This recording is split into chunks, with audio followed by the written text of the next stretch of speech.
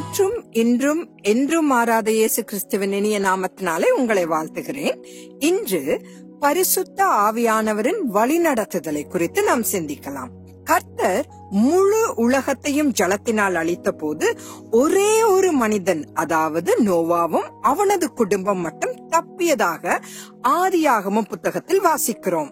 நோவா என்கிற ஒரு மனிதனின் நற்குணத்தால் தேவன் உலகம் முழுவதையும் மீட்டெடுத்தார். ஏனென்றால் நோவாவுக்கோ கர்த்தருடைய கண்களில் கிருபை கிடைத்தது என்று ஆதியாகமம் 6வது அதிகாரம் 8வது வசனம் கூறுகிறது. 430 ஆண்டுகால அடிமைத்தனத்திற்கு பிறகு இஸ்ரவேல் மக்கள் எகிப்தை விட்டு வெளியேறிய போது 6 லட்சம் ஆண்களில் 2 பேர் மட்டுமே வாக்களிக்கப்பட்ட கானானுக்கு சென்றார்கள் என்று யோசிக்கும் போது உண்மையில் நமக்கு பயமும் திகிலும் உண்டாகிறது. வனாந்திரத்தில் இறந்தவர்களின் மற்றும் வாக்களிக்கப்பட்ட தேசத்தில் நுழைந்தவர்களின் சதவிகிதமானது நமக்கு ஒரு எச்சரிக்கை விடுப்பதாக உள்ளது. எகிப்து தேசத்திலிருந்து 6 லட்சம் ஆண்கள் கிளம்பினார்கள். ஆனால் வாக்களிக்கப்பட்ட தேசத்துக்குள் 2 மட்டுமே நுழைந்தனர். அப்படி என்றால் 3 லட்சம் ஆண்களில் ஒருவன் மட்டுமே கானானுக்குள் நுழைவதற்கு கர்த்தரின் பார்வையில் தயவு பெற்றான். ஏனென்றால் அந்த காலேபு வேறே ஆவியால் வழிநடத்தப்பட்டான் என்பதை தேவனுடைய வார்த்தை உறுதிப்படுத்துகிறது.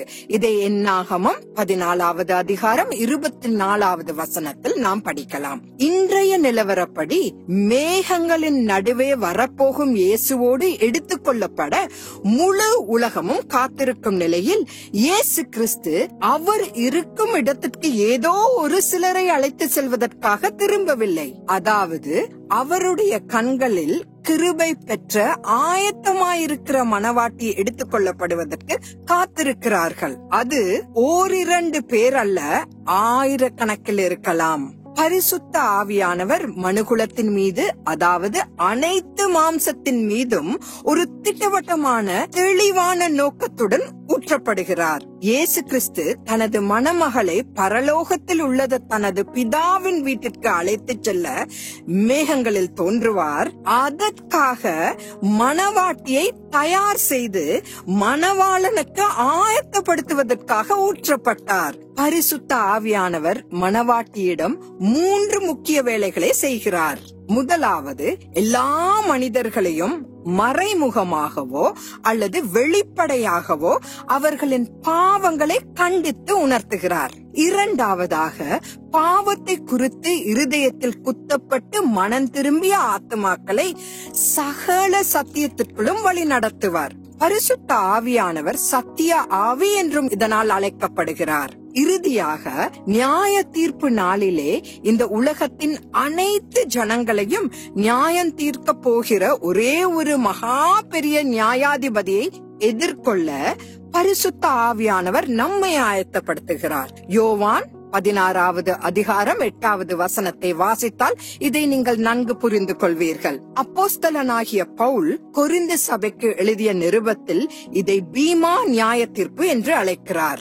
நோவாவும் அவனது குடும்பமும் நடத்தப்பட்டது போல நாமும் பரிசுத்த ஆவியால் வழிநடத்தப்படாவிட்டால் நம்மால் மத்திய ஆகாயத்தில் கர்த்தரை சந்திக்க முடியாது. இறுதியாக ஒரே ஒரு வசனத்துடன் நான் முடிக்கிறேன். ரோமர் 8வது அதிகாரம் 14வது வசனம். மேலும் எவர்கள் தேவனுடைய ஆவியினாலே நடத்தப்படுகிறார்களோ அவர்கள் தேவனுடைய புத்திரராயிருக்கிறார்கள். மேகங்களின் நடுவே வரப்போகும் இயேசு கிறிஸ்துவை சந்திக்க உங்கள் ஒவ்வொருவரையும் வழிநடத்தும் படியாக பரிசுத்த ஆவியானவரை அனுமதியுங்கள். இந்த நாள் இனிய நாளாக முடியட்டும். மறுபடியும் நாளை சந்திக்கலாம். ஆமேன்.